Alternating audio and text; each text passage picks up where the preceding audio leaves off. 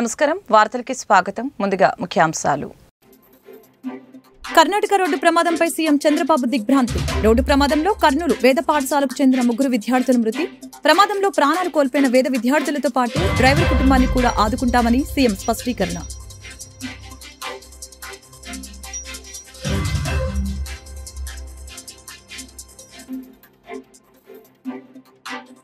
గుర్తింపు పొందిన రాజకీయ పార్టీల జాబితాలో జనసేన పార్టీ జనసేనకు గాజు గ్లాసు గుర్తును శాశ్వత చిహ్నంగా గుర్తిస్తూ కేంద్ర ఎన్నికల సంఘం ఉత్తర్వులు డిప్యూటీ సీఎం పవన్ కళ్యాణ్ కి లేఖ పంపిన కేంద్ర ఎన్నికల సంఘం ఎక్స్ వేదికగా హర్షం వ్యక్తం చేసిన జనసేన పార్టీ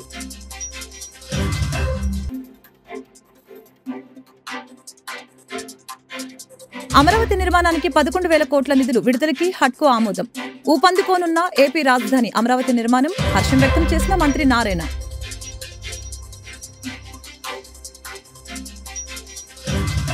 కర్ణాటక రోడ్డు ప్రమాదంపై సీఎం చంద్రబాబు దిగ్భ్రాంతి వ్యక్తం చేశారు. ఈ ప్రమాదంలో కర్నూలు జిల్లా మంత్రాలయం వేద పాఠశాలకు చెందిన 3 విద్యార్థులు మృతి చెందడం తనను తీవ్రంగా ఆవేదనకి కలిగించిందని సీఎం చంద్రబాబు తెలిపారు. ప్రమాదంలో ప్రాణాలు కోల్పోయిన వేద విద్యార్థులతో పాటు డ్రైవర్ కుటుంబాన్ని కూడా ఆదుకుంటామని స్పష్టం చేశారు. గుర్తింపు పొందిన రాజకీయ పార్టీల జాబితాలో జనసేనకు గాజు గ్లాసు గుర్తుని శాశ్వత చిహ్నంగా కేంద్ర ఎన్నికల సంఘం ఉత్తర్వులు జారీ చేసింది. జనసేనకు గాజు గ్లాసు గుర్తుని శాశ్వత చిహ్నంగా గుర్తిస్తూ కేంద్ర ఎన్నికల సంఘం ఉత్తర్వులు డిప్యూటీ సీఎం పవన్ కళ్యాణ్ కి కేంద్ర ఎన్నికల సంఘం లేఖ పంపించింది. ఇది 100% స్ట్రైక్ రేట్ విజయానికి గుర్తింపు అంటూ జేఎస్పీ ఎక్స్ వేదికగా ట్వీట్ చేశారు. అమరావతి నిర్మాణానికి 11,000 కోట్లు నిధులు విడుదలకి హడ్కో ఆమోదం తెలిపింది. దీనిపై మంత్రి నారాయణ హర్షం వ్యక్తం చేశారు. అమరావతి నిర్మాణానికి 11,000 కోట్ల నిధుల కోసం హడ్కోతో సంప్రదింపులు జరిపామని వెల్లడించారు. హడ్కో నిర్ణయంతో రాజధాని పనులు వేగవంతం అవుతాయని ఆయన అభిప్రాయం వ్యక్తం చేశారు. ఆంధ్రప్రదేశ్ రాష్ట్ర సాధారణ పరిపాలన శాఖ జీఏడీ సేవల ముఖ్య కార్యదర్శిగా ముఖేష్ కుమార్ మీనా బుధవారం రాష్ట్ర సచివాలయం మొదటి భవనంలో బాధ్యతలు స్వీకరించారు. ఇటీవల రాష్ట్ర ప్రభుత్వ పలువురు సీనియర్ ఐఏఎస్ అధికారుల్ని బదిలీ చేసిన నేపథ్యంలో ఎక్సైజ్ శాఖ ముఖ్య కార్యదర్శిగా ఉన్న మీనాను జీఏడీ ముఖ్య కార్యదర్శిగా బదిలీ చేయడంతో ఆయన ఈ మేరకు బాధ్యతలు స్వీకరించారు. ఎక్సైజ్ శాఖ ముఖ్య కార్యదర్శిగా కూడా ఆయన అదనపు బాధ్యతలు నిర్వహిస్తున్నారు. ముఖ్య కార్యదర్శిగా బాధ్యతలు చేపట్టిన సందర్భంగా పలువురు జీఏడీ అధికారులు పలువురు సచివాలయ అధికారులు ఉద్యోగులు ముఖేష్ కుమార్ మీనాను కలిసి శుభాకాంక్షలు తెలిపారు.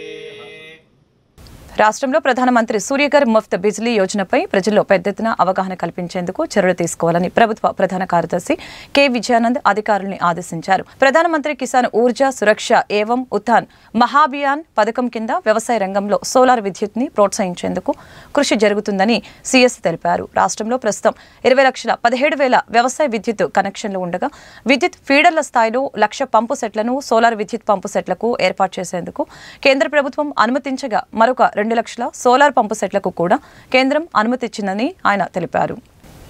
గోమయి నాదమయి ట్రస్ట్ జాగర్లపూడి సుబ్రహ్మణ్యం దక్షిణమూర్తి ఆధ్వర్యంలో దుర్గాపురంలోని ఘంటసాల సంగీత నృత్య కళాశాలలో నిర్వహిస్తున్న శాస్త్రీయ సంగీతం కచేరీ సంగీత వైభవాన్ని చాటుతోంది. కార్యక్రమానికి చెన్నైకి చెందిన ఆర్ సూర్య ప్రకాష్ గాత్రం, శ్రీ పారుపల్లి సుబ్బారాయ ఫల్గున్ మృదంగం, శ్రీ కె శ్రీనివాసు కంజీరాతో సహకరించారు. కార్యక్రమంలో నగరంలోని సంగీత విద్వాంసులతో పాటు సంగీత అభిమానులు పాల్గొన్నారు.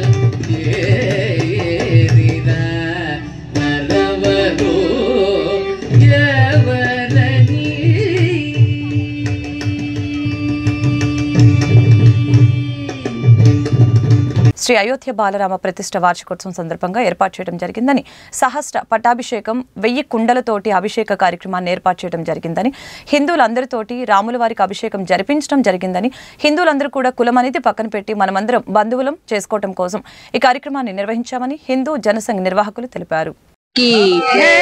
జై హిందూ పరిషత్ కి జై హిందువులం బంధువులం మేము అందరం కలిసికట్టుగా ఉండాలి. ఏ కార్యక్రమాన్నైనా చక్కగా చేయాలని మేము కోరుకుంటున్నాము. చక్కగా అందరం కలిసికట్టుగా ఉంటాము. ఈ కార్యక్రమాలన్నిటికీ వస్తాము, చేస్తాము. ప్రతి పనిలోనూ మేము శ్రద్ధ చూపించి అందరం కలిసికట్టుగా ఉంటాం. జై జై శ్రీరామ్. ఆదిలక్ష్మి, మేము సింగనగర్ నుంచి వచ్చాము. మాది హరే రామ హరే కృష్ణ గ్రూపు. మేము హిందూ పరిషత్ ద్వారా చాలా కార్యక్రమాలకు వెళ్ళాము. హిందూ జనాల వల్ల అందరినీ కలపటం, అందరితో చక్కగా సఖ్యతగా ఉండటం, అందరూ కలిసి ఏ కుల మత ఏది లేకుండా అందరం కలిసి ఉండాలనే ఇదితో సేవ సంకల్పంతో సేవ చేస్తున్నాము. అలాగే సేవ చేస్తాము. మేమందరం హిందువులం బంధువులం. హరే రామ హరే కృష్ణ. మనము ఏ జన్మ మాట్లాడచ్చు. నా పేరు శ్రీలక్ష్మి. మనం పుట్టుకతోనే హిందువులాగా పుట్టాము. తల్లిదండ్రులు మన హిందువులాగానే పెంచారు. మధ్యలో మతం మారటం అనేది కరెక్ట్ కాదు. మనం ఎలా పుట్టామో అలాగే చనిపోవడం అనేది కూడా నేనైతే భావిస్తున్నాను. హిందువులందరికీ జై. హిందువులందరూ కలిసికట్టుగా రావాలని, హిందూయిజాన్ని మనం భారతదేశంలో పెంపొందించాలని కోరుకుంటున్నాం. జై శ్రీరామ్. నా పేరు మాచర్ల శ్రీనివాసరావు, హైందవ జాగృత సమితి కృష్ణలంక జనరల్ సెక్రటరీ. మనము గత సంవత్సరము రామ జన్మభూమి రామలల్లా మైదానంలో అయోధ్యలో గొప్ప భారీ దేవాలయాన్ని నిర్మించుకొని మనం దర్శనానికి, అదేవిధంగా అక్కడ పవిత్రత ఎంత విశిష్టమో అందరం వెళ్ళి దర్శనం చేసుకొని వచ్చినాము. అలాగే ఇప్పుడు దేవాలయం నిర్మించి ఈ రోజుకి 1 సంవత్సరం అయింది. అయినా కానీ జనాల్లో చాలా రామభక్తి పెరిగింది. రానున్న రోజుల్లో ప్రతి ఊర్లో రామాలయము, అలాగే రాముల యొక్క భక్తులు విపరీతంగా పెరగాలని కోరుకుంటూ, అలాగే మన అయోధ్య రామ మందిరంలో చాలా సమస్యలతో మనము 400 సంవత్సరాలు ఫైట్ చేసి అన్ని లక్షల మంది మన హిందువులు త్యాగ ఫలితంగా మన రామాలయాన్ని నిర్మించుకొని, అలాగే రామాలయానికి గత సంవత్సరం, అంతకుముందు సంవత్సరం కూడా ప్రతి ఇంటికి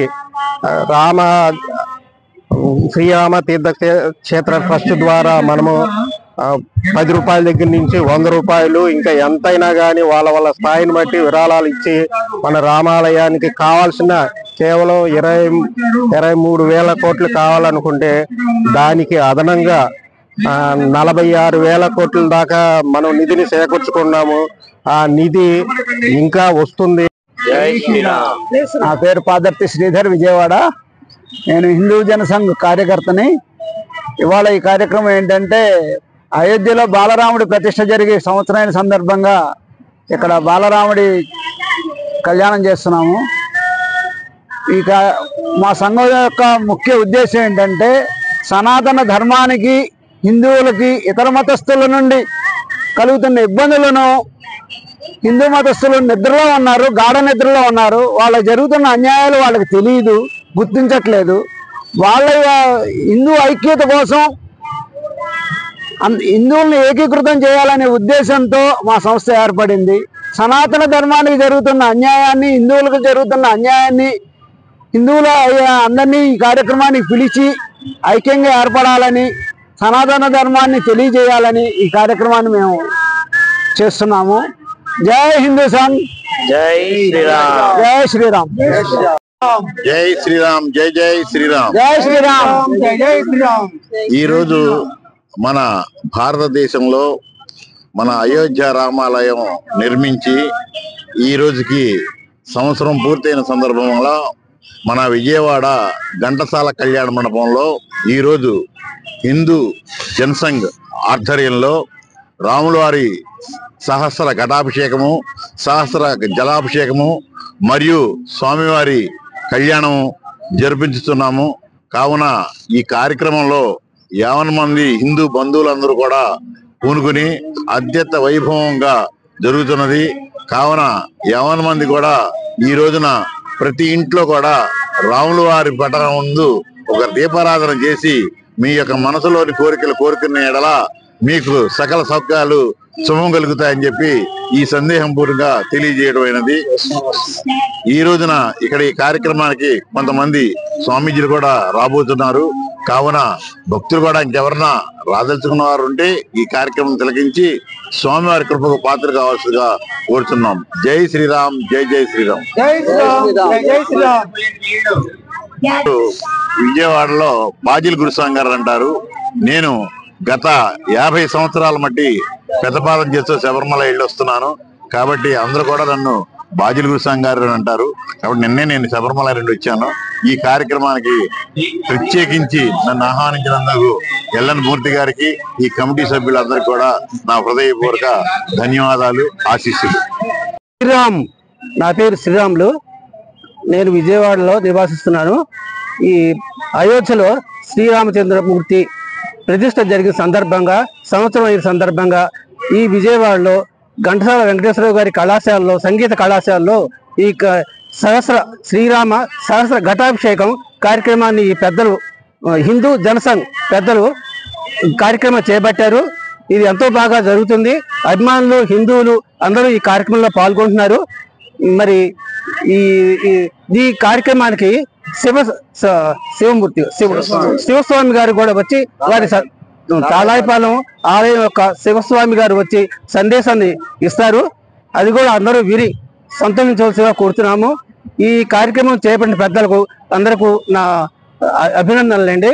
ఇది ఎందుకు కార్యక్రమం చేపడుతున్నారంటే, మరి హిందువుల్లో అనైక్యత పోయి ఐకమత్యంగా సంఘటితంగా ఉండి వారి వారి హక్కుల్ని, వారి ఇబ్బందుల్ని ఎదుర్కోవాలని, హిందువులంతా ఒకటి, హిందూ బంధువులంతా ఒకటిగా ఉండాలి, వారి సమస్య తీర్చుకోవాలి, ఇతరులను ఐకమత్యంగా ఎదుర్కోవాలి, వారి సమస్యలు తీర్చుకోవాలని ఈ సందేశాన్ని ఇవ్వడం కోసం ఈ సమావేశాన్ని ఏర్పాటు చేశారు.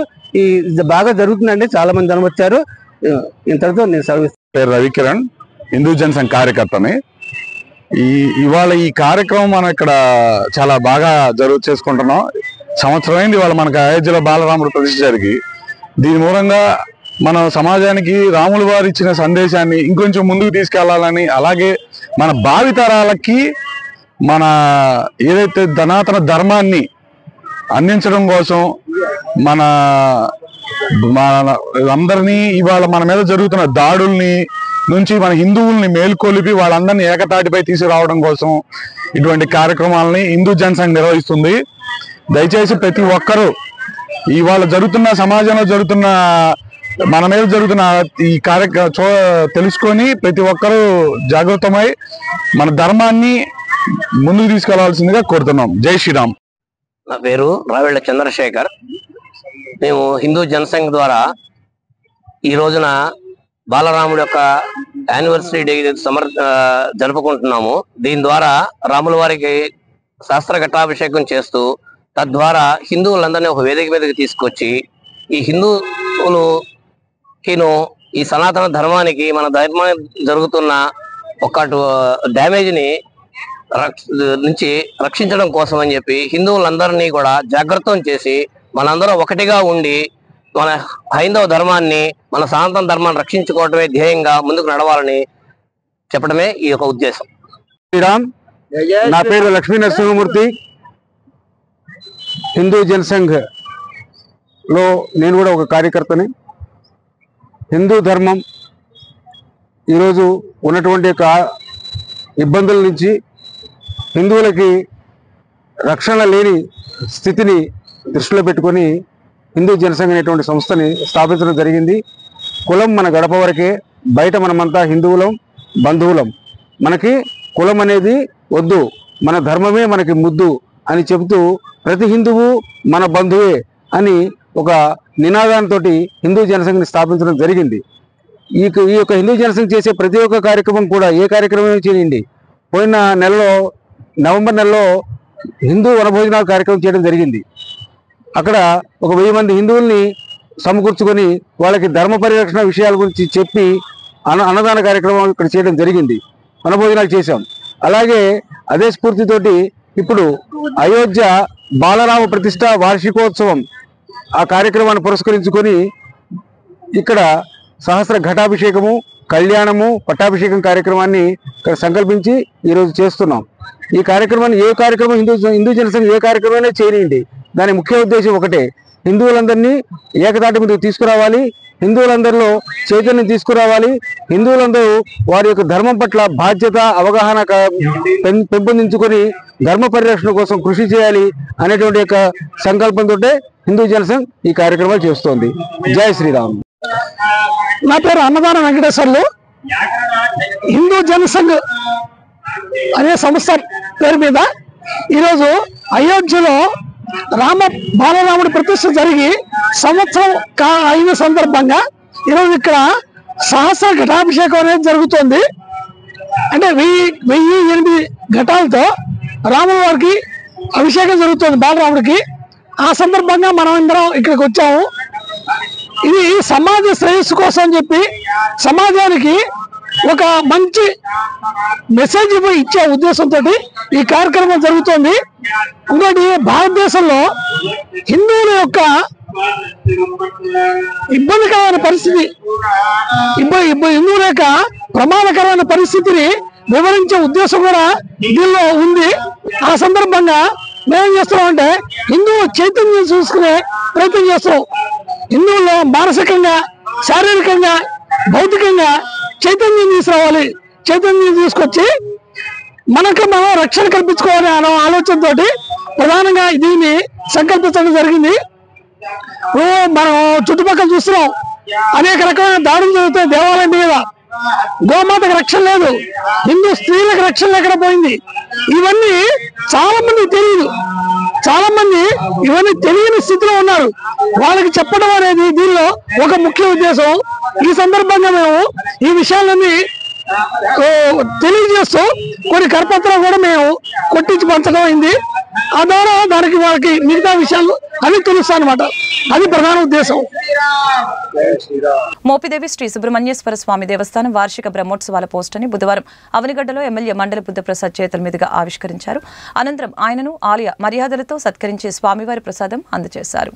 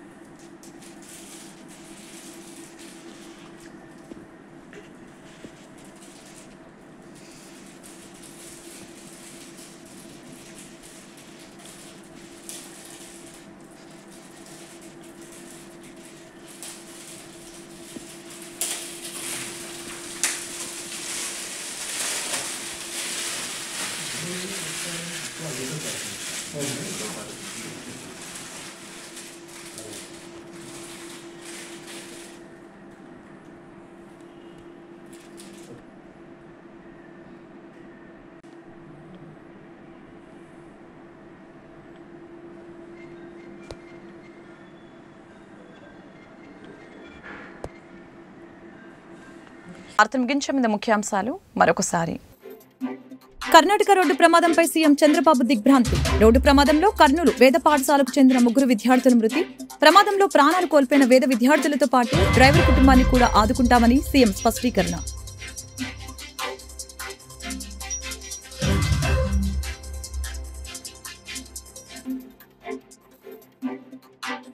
గుర్తింపు పొందిన రాజకీయ పార్టీల జాబితాలో జనసేన పార్టీ. జనసేనకు గాజు గ్లాసు గుర్తును శాశ్వత చిహ్నంగా గుర్తిస్తూ కేంద్ర ఎన్నికల సంఘం ఉత్తర్వులు. డిప్యూటీ సీఎం పవన్ కళ్యాణ్ కి లేఖ పంపిన కేంద్ర ఎన్నికల సంఘం. ఎక్స్ వేదికగా హర్షం వ్యక్తం చేసిన జనసేన పార్టీ.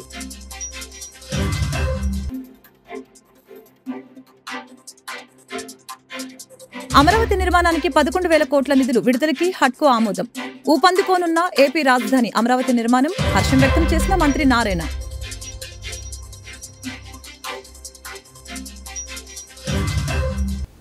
ఈ వార్తలు ఇంతటితో సమాప్తం. మరొక బులెటిన్లో మళ్ళీ కలుద్దాం. నమస్కారం.